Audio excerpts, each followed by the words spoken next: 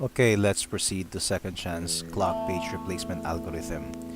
This part is one of the many page replacement algorithms that an operating system can perform in order to avoid the randomness of choosing which page is to replace. So this part right here is actually the reference bit. So every time the operating system needs to cater a page faulting process, if the reference bit is set to 1, this means that the page is actually modified. So it would be much better not to replace it because it is being used by a process. Another is if the reference bit is set to 0 and the operating system is able to encounter that the page is set to 0, then this means that it is a good candidate for page replacement. So that page can be taken out and incorporated together with the list of free frames, and then bring that hard disk drive, bring the page in the hard disk drive to that page that is being recycled so that the process can use it for its execution by the processor. Next is the enhanced second chance algorithm. The enhanced second chance algorithm is just an extension of the second chance algorithm. It's just that you can see that there are four classes of pages because there are two bits. The first bit is for the reference bit, the second bit is the modify bit. The reference bit means that the page is being modified. No, it is being used as to be read or to be written. And this means that the page is recently used. The second bit is that it is the modify bit, which indicates that the page is being modified or has been modified. So, knowing these four classes and which pages belong to these four classes, then the operating system can actually choose among the existing pages in order to avoid randomly selecting a page. No, it would be much better for the operating system to replace a bit that is not recently used and not recently modified, such as the one at the first class. Next is counting algorithms. So, among the page replacement algorithms, we have two additional counting algorithms for page replacements. The first one is the least frequently used. This algorithm gives as a candidate a page that is least recently or least frequently used. This means that maybe the page that is least frequently used can be recycled because it will no longer be used by any process during this recent execution of the process. Another is the most frequently used algorithm, means that maybe the page that is least recently used, or the page that is newly recently used, might be a very important page that is required by a process. So the most frequently used must be the one to be taken and recycled in the list of free frames. Another is the page buffering algorithms. So the page buffering algorithms mean that it would be much better for the operating system to keep a pool of free frames always, so that there can be a frame whenever a process need one, and there would be no page faulting during this time because there are frames available. And keeping a pool of free frames may lead to reading a page into a free frame and selecting a victim to evict and add to free pool. So this indicates page replacement.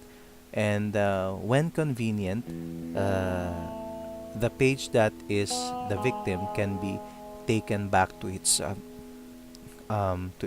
memory address in the hard disk, in its memory space in the hard disk, and then bring that free frame together with a list of free frames so that it can be recycled, used by the next process. Another is under the page buffering algorithms. There is possibly, keep list of modified pages. When the hard disk drive is idle, or if it is not idle, then it is the best time to write written data to the hard disk drive, and set the page to non-dirty, meaning non-modified, because the data residing in that page has already been written back to the hard disk drive. Another is possibly keep free frame contents intact and note what is in them. Why? If reference again before reuse, there is no need to load contents again from disk. And another is that generally useful. This is generally useful to reduce penalty if wrong victim frame selected. So because the written data has not yet been written back to the hard disk drive, then it can still be recovered. There are a lot of applications and page replacement algorithms out there. As the first reporter has mentioned, and as I have mentioned as a second reporter. Another is aside from the function of page replacement, there is also a need for an allocation of frames. So every operating system has a minimum number of free frames, and there is also a maximum number of free frames. Of course, the minimum number of free frames vary from one operating system to another, but the maximum number of free frames is always the total number of memory references available in that computer system. Another is fixed allocation. Say, for example, how do you know how many number of frames is necessary to be allocated to one process? If we talk about equal allocation, then all processes in the degree of multiprogramming stored in the random access memory will be allocated the same amount of free frames. Another is proportional allocation. If a page or a process is not really a first priority, or if it has a low priority, then it would be much better to take some of its pages so that those pages can be allocated to other important processes. Another is priority allocation. Priority allocation is very much the same as fixed allocation. It's just that the allocation of free frames can be known by way of the level of priority among processes. So the greatest priority the greatest priority process gets the more number of frames, and the lowest priority process gets the lower number of free frames. Another is global against local allocation.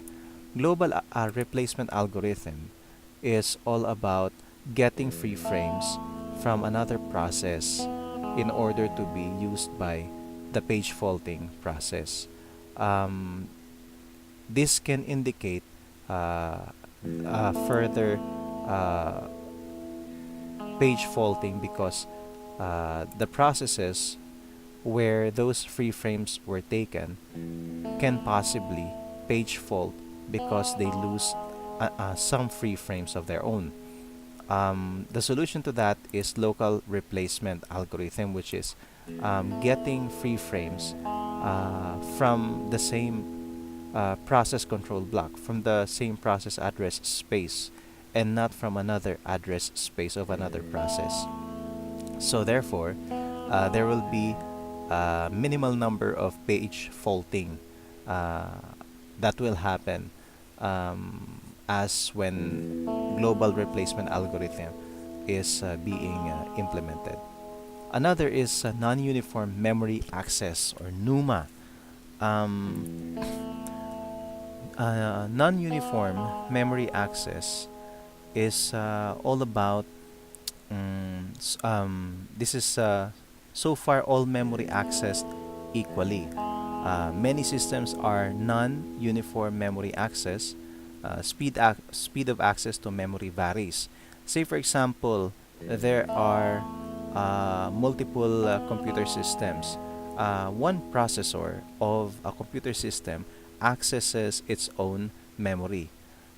You compare that with the same processor accessing a memory from another operating another computer system.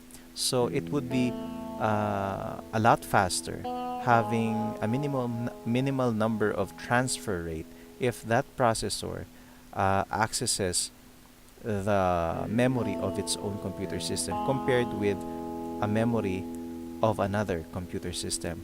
So this is non-uniform memory access.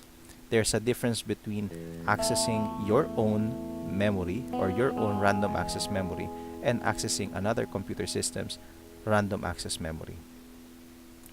Another is, yeah, so that's about it. Thank you very much.